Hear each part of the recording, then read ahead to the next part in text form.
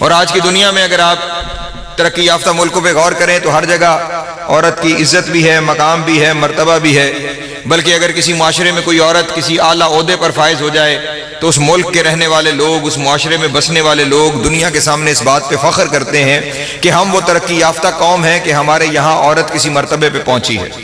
مثلا ہمارے یہاں کبھی محترمہ بے نظیر بھٹو صاحبہ جب پہلی دفعہ وزیر اعظم بنی تھی تو باقاعدہ اقوام متحدہ میں ہمارے نمائندے نے فخر کیا تھا کہ ہم دنیا کی وہ ترقی یافتہ قوم ہے کہ جس میں دنیا کی پہلی خاتون وزیر اعظم بنی۔ سری لنکا میں ایک صدر بنی خاتون، انہوں نے فخر کیا کہ ہم وہ قوم ہے کہ ہمارے یہاں پہلی خاتون صدر بن گئی۔ جرمنی میں ایک چانسلر بنی تو انہوں نے فخر کیا کہ ہمارے یہاں خاتون چانسلر بن گئی۔ یہ آج کی دنیا ہے کہ جہاں عورت کا مقام ہے، مرتبہ ہے، عزت ہے، اعلیٰ عہدوں پہ فائز ہو رہی ہے۔ لیکن اسی انسان کی تاریخ میں اگر آپ چلے جائیں تو آپ جا کے دیکھیں گے کہ دنیا کی تاریخ عورت کے معاملے میں اتنی سیاہ ہے کہ یونان کا معاشرہ کہ جو اپنے دور کا ترقی یافتہ معاشرہ کہا جاتا تھا، اس معاشرے میں عورت کا مقام یہ تھا کہ عورت کو فتنہ اور فساد سمجھا جاتا تھا۔ توجہ فرمائیے، ہاں، باقاعدہ ایک سالانہ ان کا میلہ ہوتا تھا، اس میلے کا ایک اہم حصہ یہ ہوتا تھا کہ کسی عورت کو لوگوں کے درمیان پھینک دیا جاتا تھا اور لوگوں کو کہا جاتا تھا پتھر مارو، اور لوگ اتنے پتھر مارتے تھے کہ وہ عورت ان پتھر لگنے سے مر جایا کرتی تھی۔ اور وہ یہ نہیں کہتے تھے کہ ہم نے عورت کو مار دیا، وہ کہتے تھے ہم نے فتنے کو ختم کر دیا۔ ایران کے معاشرے میں عورت صرف خرید و فروخت کی چیز تھی، خرید کے گھر میں لائی جاتی تھی، فروخت کے ذریعے گھر سے بھیجی جاتی تھی۔ اور عرب کا معاشرہ تو ہمیں جب ہم اسکول کالجز میں ہوتے تھے تو اس وقت باقاعدہ ہمیں عرب کے معاشرے میں یہ پڑھایا جاتا تھا کہ اسلام سے پہلے عرب کے معاشرے کا یہ قانون تھا کہ جس گھر میں اگر بیٹی پیدا ہو جائے تو اسے زندہ درگور کر دیا جاتا تھا، باعث ننگ و عار سمجھا جاتا تھا، باعث شرم سمجھا جاتا تھا۔ یہ تاریخ ہے انسان کی کہ جہاں عورت کو باعث شرم سمجھا جاتا تھا، باعث ننگ و عار سمجھا جاتا تھا، فتنہ سمجھا جاتا تھا، خرید و فروخت کی چیز سمجھا جاتا تھا۔ یہ حال ہے انسانیت کا کہ آج عورت کی عزت بھی ہے، مقام بھی ہے، مرتبہ بھی ہے، عہدوں پہ بھی فائز ہے۔ کبھی دنیا والوں نے سوچا عورت کو عزت دار بنایا کس نے ہے؟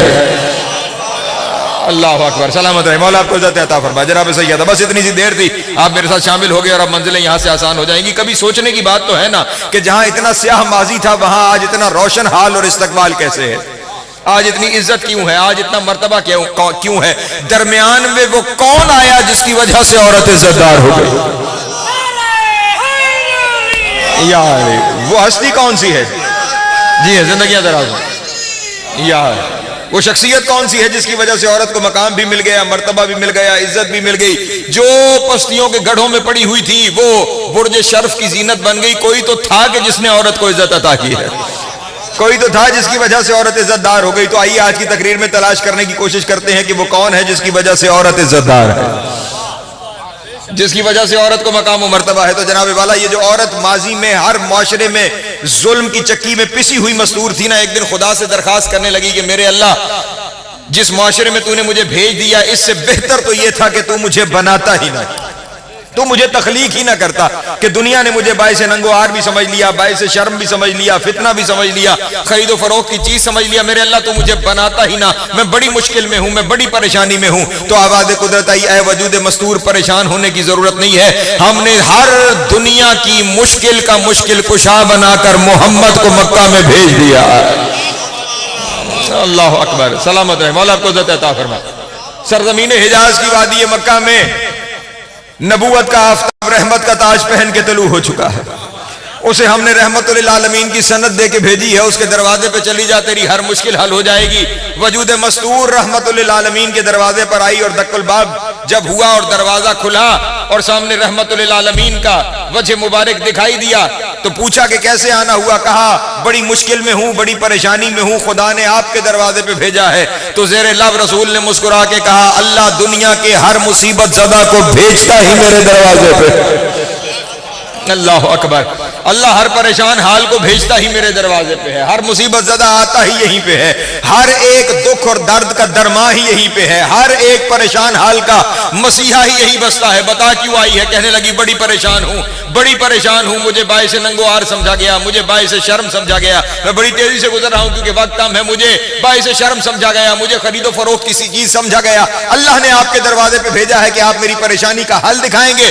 اللہ کے نبی نے رحمت للعالمین العالمین نے پلٹ کر کہا وجود مستور آ گئی ہے نا اس دروازے پہ، تو اللہ نے تجھے 3 رشتے عطا کیے ہیں۔ پہلا رشتہ یہ ہے کہ اللہ نے تجھے کسی کی بیٹی بنایا ہے، دوسرا رشتہ یہ ہے کہ اللہ نے تجھے کسی کی زوجہ بنایا ہے، تیسرا رشتہ یہ ہے کہ اللہ نے تجھے کسی کی ماں بنایا ہے۔ تو جب بیٹی ہوتی ہے لوگ تجھے دفن کر دیتے ہیں، زندہ دربار کر دیتے ہیں، تو زوجہ بننا چاہتی ہے، تجھے خرید و فروخت کی چیز سمجھتے ہیں۔ یہ ساری ذلتیں دنیا والوں نے تیرے مقدر میں لکھی ہیں، اب تو میرے دروازے پہ آ گئی ہے نا، تو جب تو بیٹی بنے گی تو تجھے باعث ننگوار نہیں سمجھا جائے گا، میں تجھے وہ عزت دوں گا کہ تجھے ماں باپ کے لیے رحمت بناؤں گا۔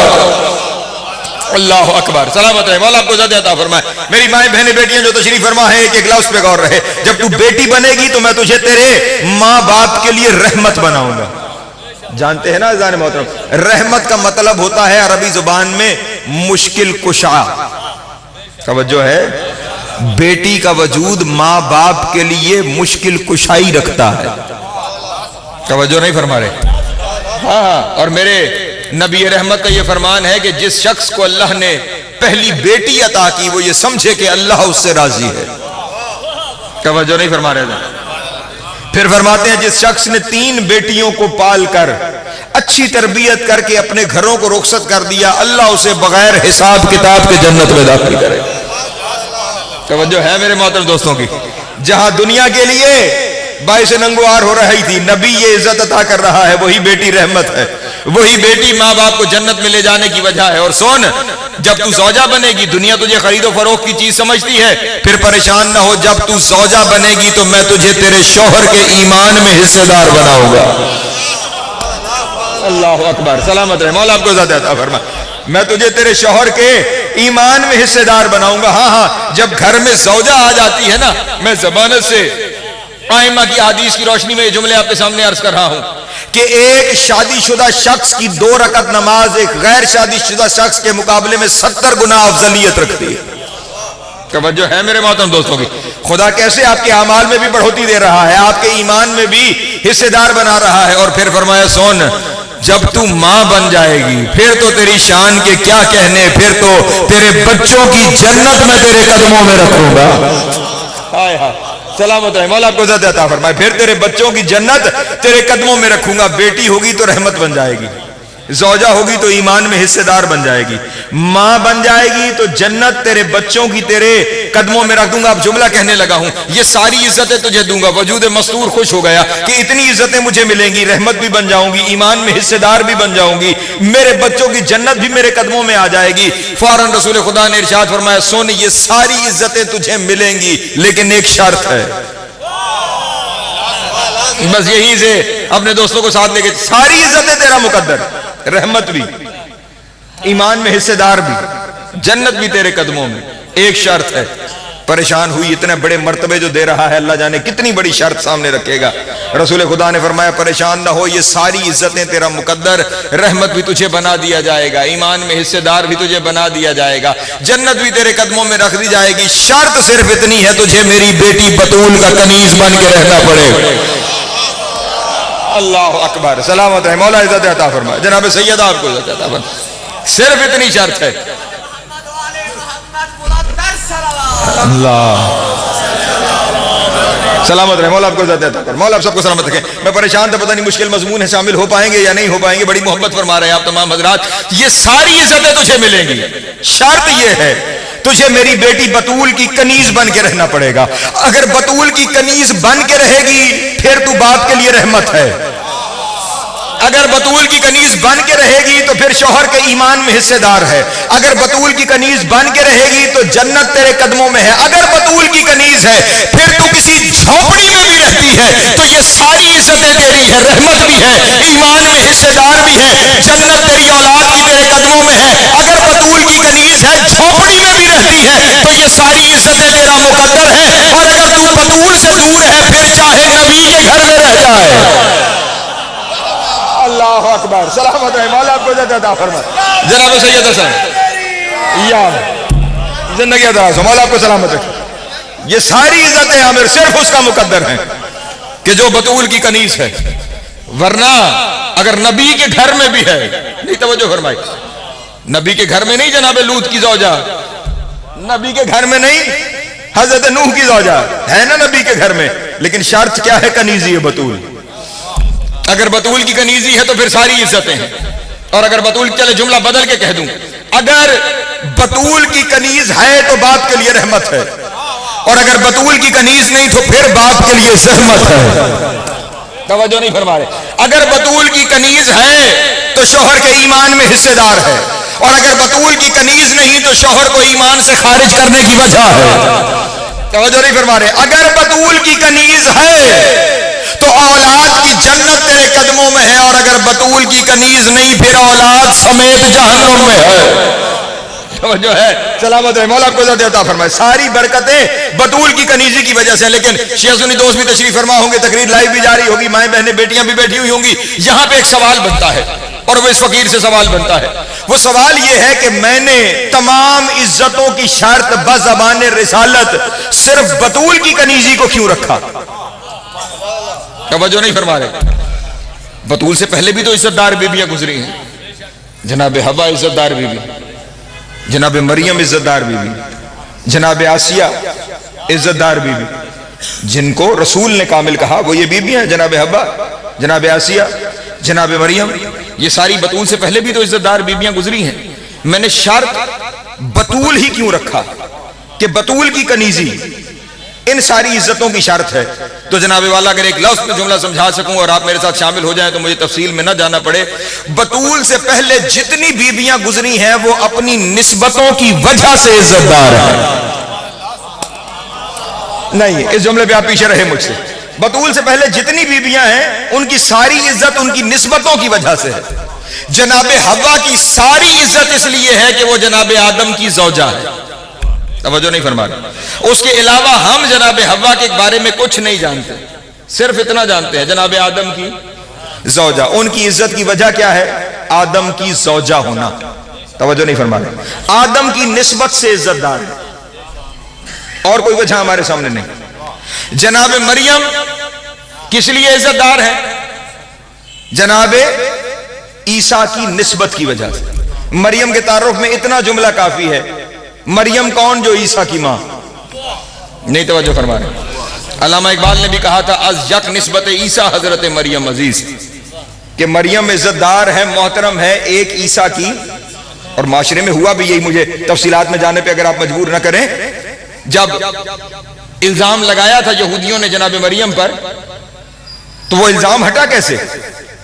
گود کے بچے نے بول کے کہا انی عبداللہ ہے وآتانی الکتاب وجعلنی نبیا، میں اللہ کا بندہ ہوں، مجھے کتاب دے کے بھیجا گیا ہے، مجھے نبی بنا کے بھیجا گیا ہے.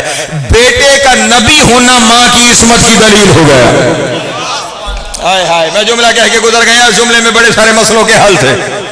بیٹے کا نبی ہونا ماں کی عصمت کی دلیل ہو گیا. تو جناب مریم کے لیے فقط یہ ایک عزت کافی کہ وہ جناب عیسیٰ کی ماں ہے. عزت دار کس وجہ سے ہے؟ نسبت کی وجہ سے. حوا آدم کی نسبت کی وجہ سے، مریم جناب عیسیٰ کی نسبت کی وجہ سے. جناب آسیہ اپنے معاشرے میں اس لیے عزت دار تھی کہ حاکم وقت کی زوجہ تھی. نہیں توجہ فرما رہے. زوجہ فرعون تھی اس لیے اپنے معاشرے میں عزت دار تھی. ہمارے لیے عزت دار اس لیے ہے کہ نبی گود میں پالا ہے. توجہ نہیں فرما رہے. ہمارے لیے ساری عزت کی وجہ کیا ہے؟ کہ موسیٰ جیسا نبی گود میں پالا ہے. توجہ فرمائیے گا. موسیٰ جیسا نبی گود میں پالا ہے، اس لیے ان کی عزت ہے موسیٰ کی نسبت سے. حوا کی عزت آدم کی نسبت سے. مریم کی عزت عیسیٰ کی نسبت سے. توجہ اذان محترم. آسیہ کی عزت موسیٰ کی نسبت سے. کائنات میں جتنی عزت دار بیویاں ہوئی ہیں ہر ایک کی عزت اس کی نسبت کی وجہ سے ہے. بطول کائنات میں واحد وہ بیوی ہے جو نسبتوں سے عزت لیتی نہیں، نسبتوں کو عزت دار بناتی ہے. اللہ اکبر. اللہ جی یا علی سلامت رہے. مولا آپ کو عزت عطا فرمائے. جناب سید آپ کو سلامت رکھے. شہزادی کائنات کی وہ واحد ہستی ہے جو اپنی نسبتوں سے عزت لیتی نہیں، نسبتوں کو عزت دار. گو کے بطول کی نسبتوں جیسی نسبت بھی کسی کی نہیں، اس میں بھی شک کوئی نہیں. بطول کی نسبتوں جیسی نسبت بھی.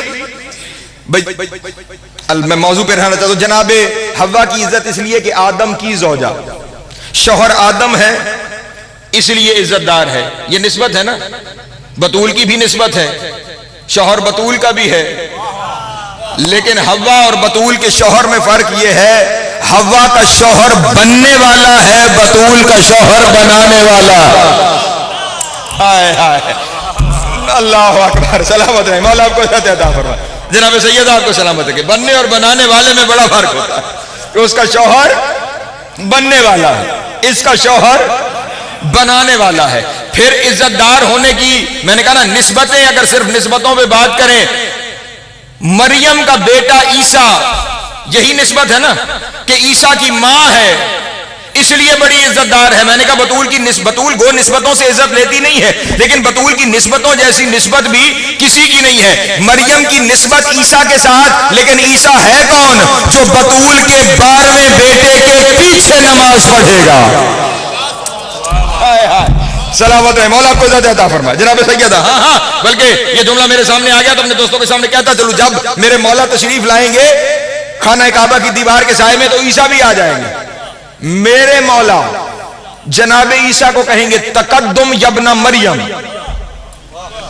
توجہ فرمائیے گا، مریم کے بیٹے آگے بڑھ، نماز پڑھا، تقدم یبن مریم، کسی وجہ سے امام نے فرمایا تقدم یبن مریم، مریم کے بیٹے آگے بڑھ، اور مریم کا بیٹا کہے گا مریم کے بیٹے کی کیا جرت کہ وہ بطول کے بیٹے کے آگے کھڑا ہو۔ اللہ اکبر، سلامت رہے، مولا آپ کو عزت عطا فرمائے، جناب سیدہ آپ کو سلامت رکھے۔ تو اس نسبت پہ بھی معاملہ کوئی نہیں۔ اور پھر جناب آسیہ اپنے معاشرے میں اس لیے عزت دار تھی کہ جناب آسیہ نے اپنے معاشرے میں اس لیے عزت دار کہ فرعون کی زوجہ ہے، اپنے معاشرے کی عزت اسی لیے تھی نا۔ جملہ ہدیہ کر دوں عامر، اگر آپ کا یہ مجمع یہ جملہ لے سکے تو میں جملہ کہوں۔ آسیہ کا شوہر وہ ہے جو ساری زندگی کہتا رہا مجھے خدا مانو، میں خدا ہوں مجھے خدا مانو، میں خدا ہوں مجھے خدا مانو۔ آسیہ کا شوہر ساری زندگی منواتا رہا، کہتا رہا میں خدا ہوں مجھے خدا مانو، میں خدا ہوں مجھے خدا مانو، اور ماننے کو کوئی نہ آیا۔ اور ادھر بطول کا شوہر وہ ہے جو ساری زندگی کہتا رہا میں اللہ نہیں، میں اللہ نہیں، میں اللہ نہیں۔ دنیا آج بھی سر جھکائے ہوئے کہہ رہی ہے تو ہی سمجھ آ رہا۔ اللہ اکبر، سلامت رہے، مولا آپ کو عزت عطا فرمائے، جناب سید آپ کو سلامت رکھے۔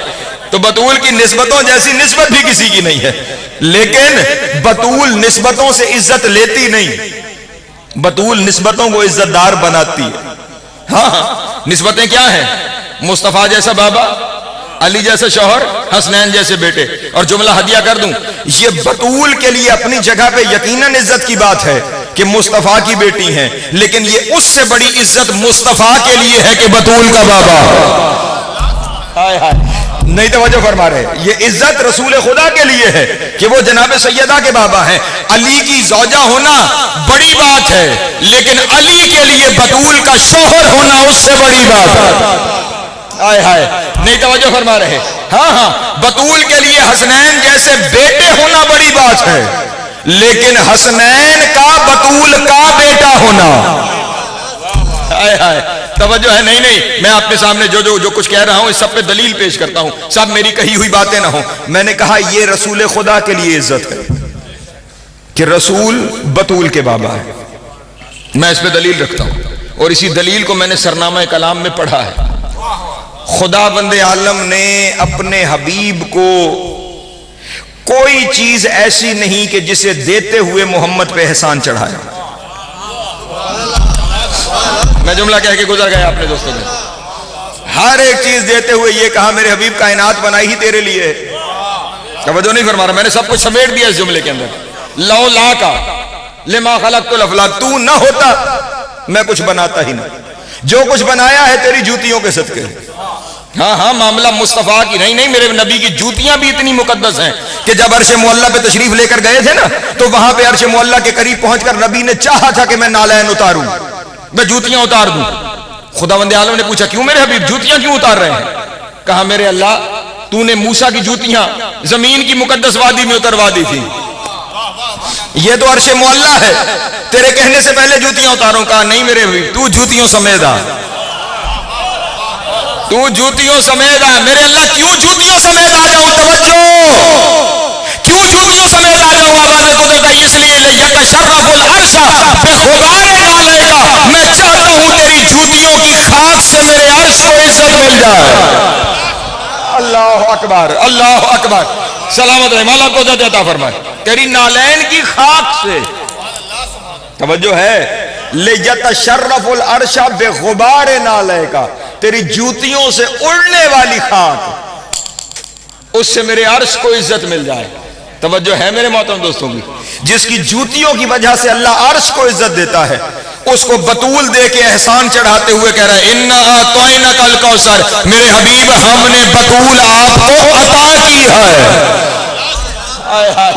توجہ سلامت رحمہ اللہ کو ہاں عربی زبان میں دو لفظ ہیں ایک ایک حرف کا ضامن ہوں ایک لفظ ہے ایتا ایک ہے عطا توجہ ہے ایتا کہتے ہیں کسی کو اس کے حق کے برابر دینا توجہ ہے ایتا ذی القربى والیتامى والمساکین کسی کو اس کے حق کے میں جاؤں میرے گھر میں کوئی کام تھا میں مزدور لے آؤں اس کے ساتھ مزدوری طے کروں تو کام ختم کرے گا تجھے 1000 روپے دوں گا شام کو 1000 روپیہ جب دے دوں تو یہ میں نے ایتا کیا جو اس کا حق تھا اسے دے دیا اور مجھے کام پسند آیا میں نے 1000 کے 2000 دیے یہ میں نے عطا کیا توجہ فرمائیے گا جو معاملہ حق سے بڑھ کے دیا جائے اسے عطا کہتے ہیں اور اللہ جانے بطول کتنے بڑے تحفے کا نام ہے کہ اپنے حبیب سے کہہ رہا ہے میرے حبیب یہ جو میں نے تجھے دیا ہے نا یہ ایتا نہیں یہ مجھے اللہ کی طرف سے تجھ پہ عطا ہے اللہ اکبر ہاں یہ عطا ہے اور ہر جگہ پھر سوچئے گا معاملہ عجب ہے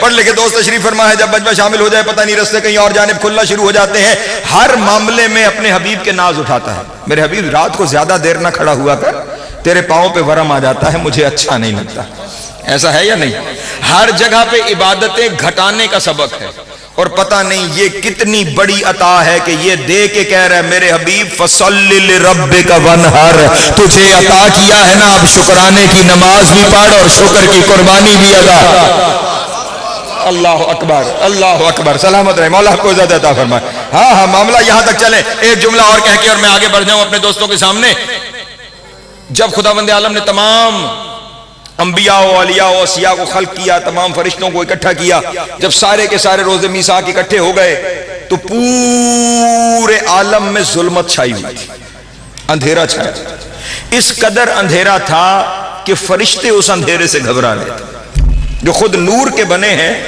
وہ اس اندھیرے سے گھبرا رہے تھے اور انہوں نے خدا سے کہا کہ اے میرے اللہ یا الہی یا سیدی اے ہمارے معبود اے ہمارے سردار ہمیں اس اندھیرے سے نجات دلا تو نبی اکرم ارشاد فرماتے ہیں کہ اس وقت خداوند عالم نے جناب سیدہ کے نور کو شک فرمایا اللہ اکبر اور جناب سیدہ کے نور سے کائنات منور ہو گئی توجہ ہے اسی لیے بی بی کا لقب ہے زہرا زہرا اسے کہتے ہیں جس کی وجہ سے عالم روشن ہو جائے جس کی وجہ سے عالم منور ہو جائے نور سے جب اور اس قدر شدید نور تھا کہ میں ایک ایک لفظ کی ذمہ داری لے رہا ہوں فرشتوں کی آنکھیں چندے آ گئیں فرشتے سجدے میں چلے گئے اور فرشتوں نے خدا سے پوچھا میرے اللہ یہ نور کس کا ہے یہ کیسا نور ہے تو اس وقت خدا نے فرمایا ھذا النور من نوری یہ نور میرے نور سے ہے اللہ اکبر اللہ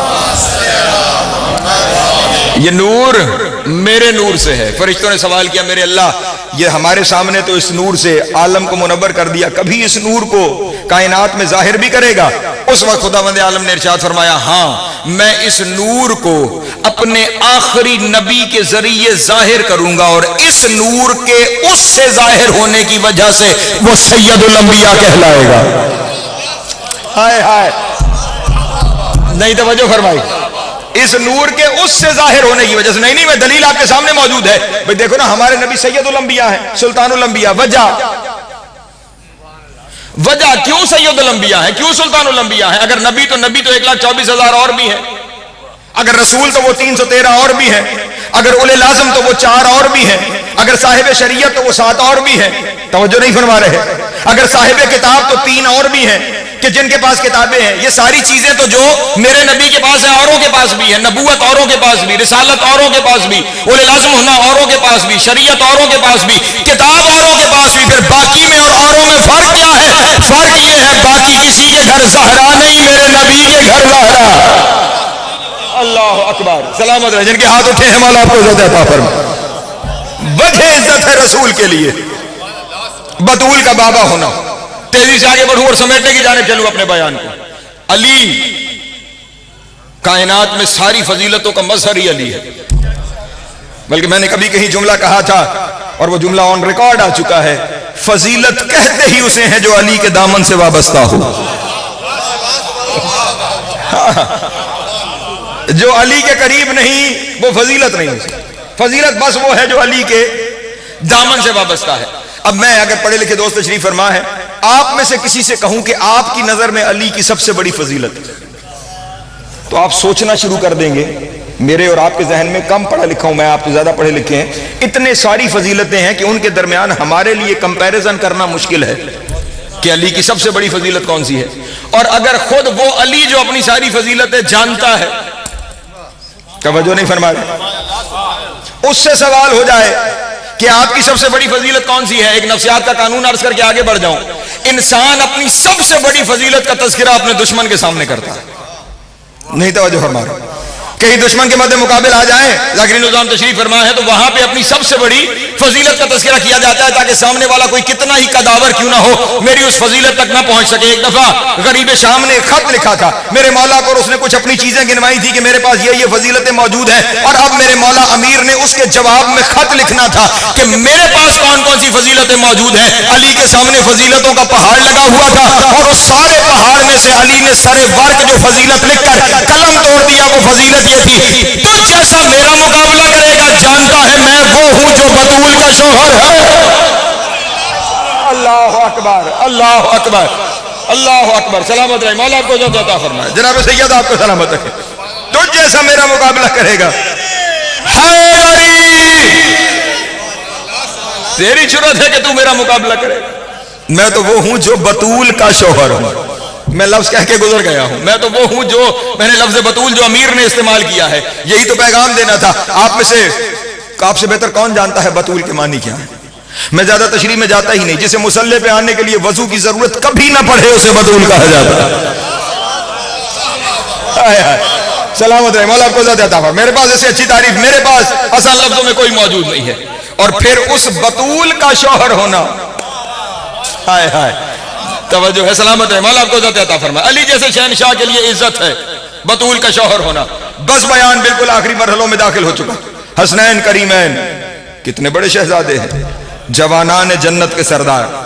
جنت میں سارے نبی بھی جائیں گے نا, تو نبیوں کے بھی سردار ہو گئے.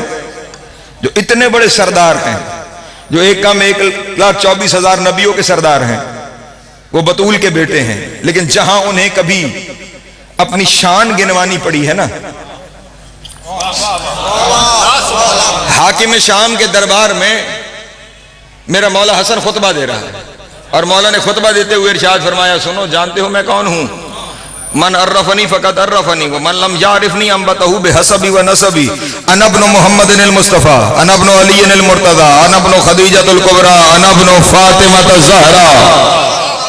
ہائے ہائے ہائے, اللہ اکبر. انا ابن فاطمۃ الزہرا, یہ جملہ جب کہا نا میں سیدہ زہرا کا بیٹا ہوں, تو اس وقت دربار میں بیٹھا ہوا ایک شخص کھڑا ہوا, اور کھڑا ہو کے کہنے لگا, یہ آپ کے خاندان کا کیا طریقہ کار ہے کہ جہاں آتے ہیں اپنی ماں کے نام سے تعارف کرواتے ہیں؟ آپ کا بابا علی میدان خیبر میں آیا تھا, آتے ہی پہلا جملہ کہا, سمتنی امی حیدرہ, میری ماں نے میرا نام حیدر رکھا ہے. آج آپ آئے ہیں, آپ کہہ رہے ہیں ابن فاطمۃ الزہرا, میں فاطمہ زہرا کا بیٹا ہوں. معاملہ کیا ہے؟ ماں کے نام سے تعارف کیوں کرواتے ہیں؟ اس وقت ماں پہ فخر کرتے ہوئے میرے مولا نے کہا تھا, میری ماں وہ ہے کہ جو اتنی عزت دار ہے, اس کا نام مصلی پہ بھی لیا جا سکتا ہے, میدان میں بھی لیا جا سکتا ہے. تیری ماں کا نام اگر کسی کے کان میں,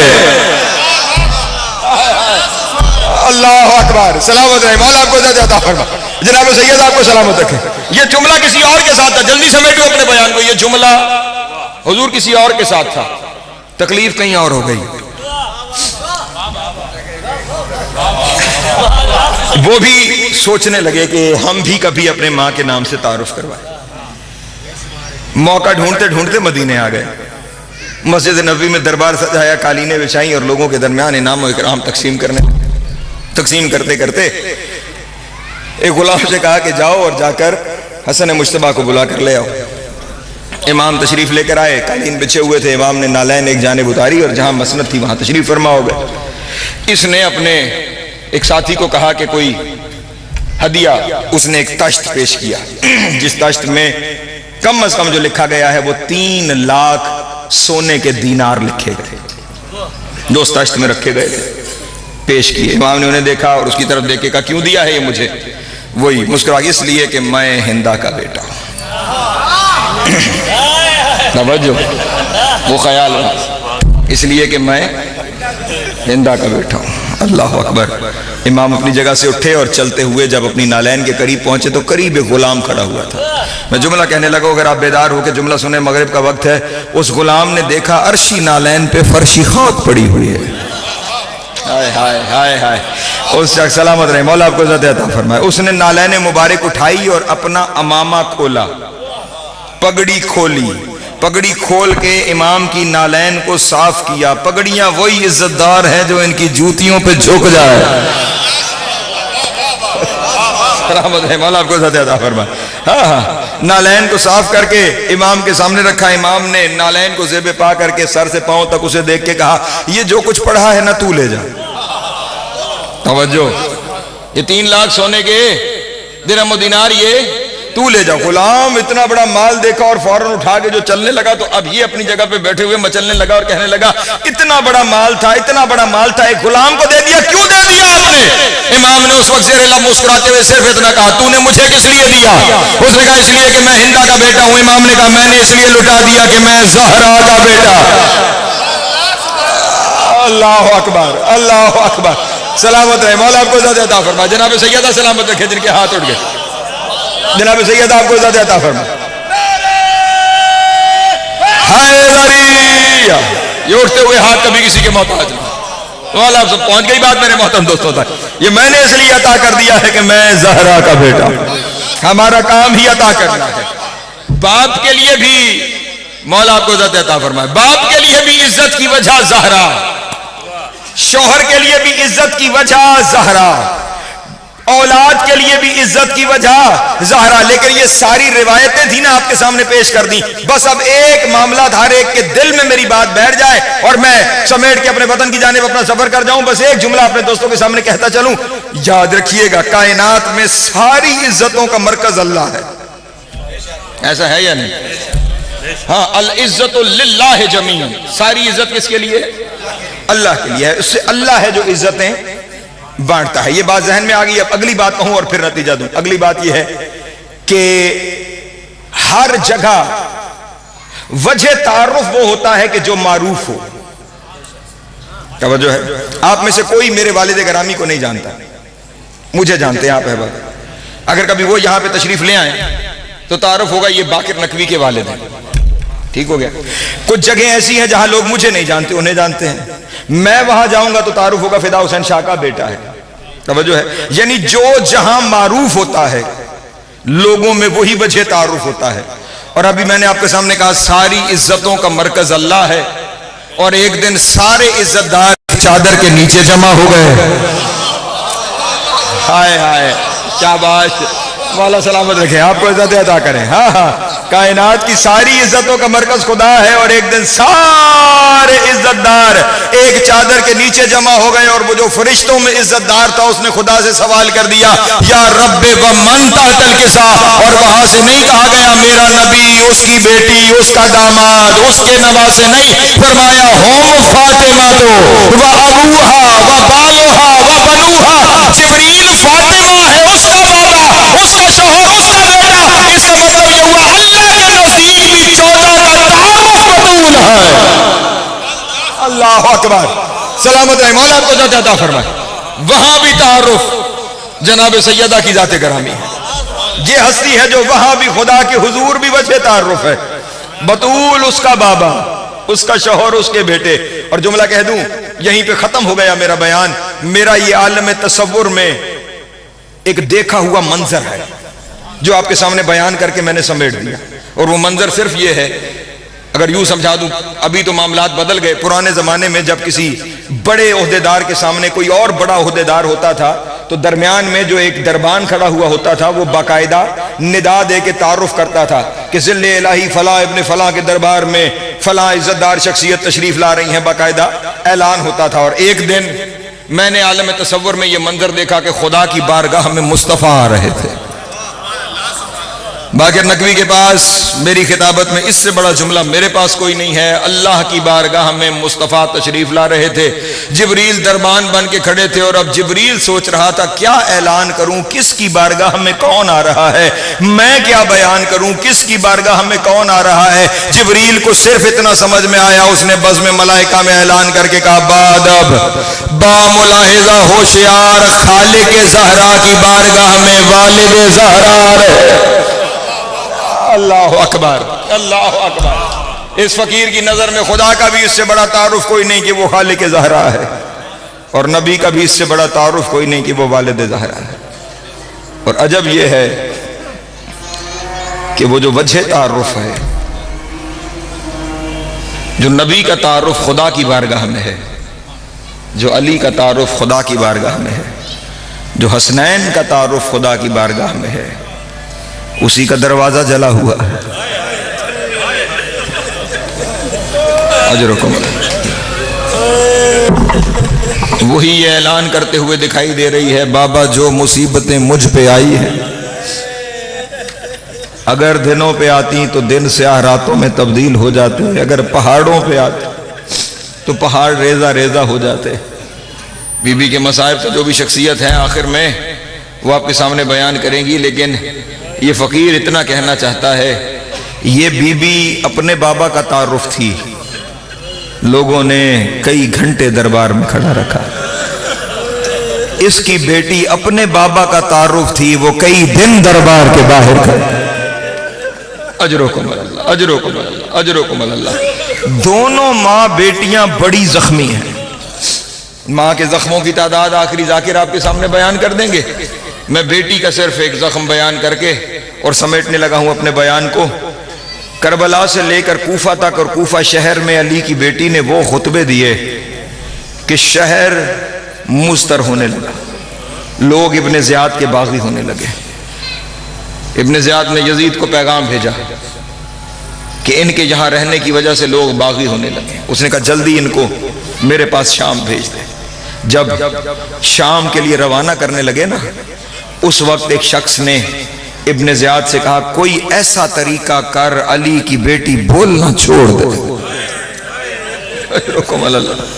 صرف اپنے حصے کی ڈیوٹی کے لیے ہاتھ باندھ، کوئی ایسا طریقہ کر علی کی بیٹی بولنا چھوڑ دے۔ بڑا ظالم تھا، سر کو جھکا کے کہنے لگا میں نے کوئی ظلم چھوڑا تو نہیں۔ اللہ اکبر، ویسی والو لفظ ہی ہوتے ہیں، میں نے کوئی ظلم چھوڑا تو نہیں، میں نے اس کے سامنے اس کے بیٹے مروا دیے، میں نے بہن کے سامنے بھائیوں کو ذبح کروا دیا، میں نے اس کی سب سے بڑی دولت اس کی چادر اس کے سر سے چھین، میں نے بے پلان اونٹوں پہ بٹھا کے اتنا لمبا سفر کروایا۔ یہ سب کچھ ہونے کے باوجود ابھی تک بول رہی ہے تو اور میں کیا کروں؟ ایک ظالم کھڑا ہوا اور اٹھ کے کہنے لگا ابن زیاد، انسان کی فطرت ہے اگر اسے سونے نہ دیا جائے، ہائے ہائے ہائے ہائے اللہ اکبر، میں نے لفظ کہہ دیا ہے، اگر اسے سونے نہ دیا جائے تو پھر اس کے بولنا بند ہو جاتا ہے۔ یہاں سے آگے سارے رستے میں کوشش کر بطول کی بیٹی سونے نہ پائے۔ حارث ابن نوفل کو خدا اس پہ لعنت کرے، اسے بلایا گیا اور بلا کر کہا سن تیری ذمہ داری ہے سارے رستے میں علی کی بیٹی سونے نہ پائے، علی کی بیٹی سونے نہ پائے۔ یہ جملہ جناب سکینہ نے سنا اور دوڑتی ہوئی جناب زینب کے پاس آئی، رو کے کہا پھوپھی اماں ایک عرض ہے، ایک درخواست ہے، عرض کروں؟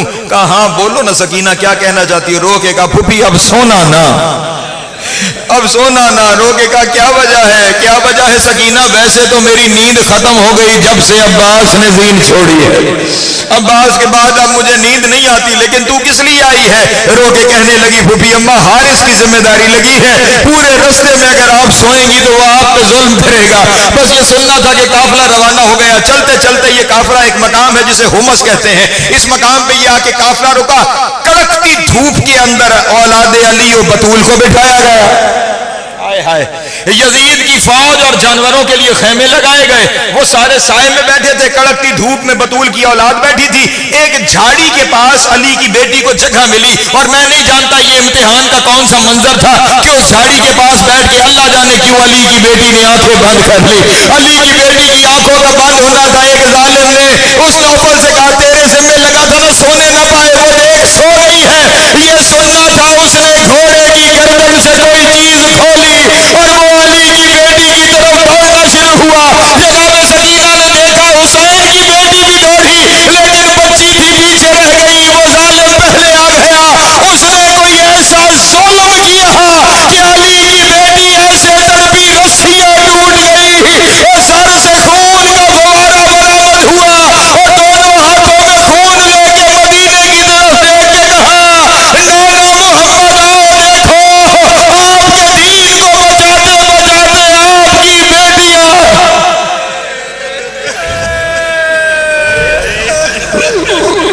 وَسَيَعْلَمُ الَّذِينَ ظَلَمُوا أَيَّ مُنْقَلَبٍ يَنْقَلِبُونَ وَلَعْنَةُ اللَّهِ عَلَىٰ أَعْدَائِهِمْ.